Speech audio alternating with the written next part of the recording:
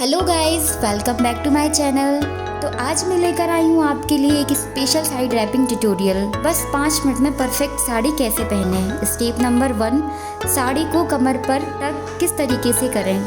Step number 2, एक round लेकर hip plates कैसे बनाएं। स्टेप नंबर 3, पल्लू को शोल्डर पर सेट कैसे करें। और बस रेडी हो जाएं एक ग्रेसफुल लुक के लिए। Follow for more sari draping tips.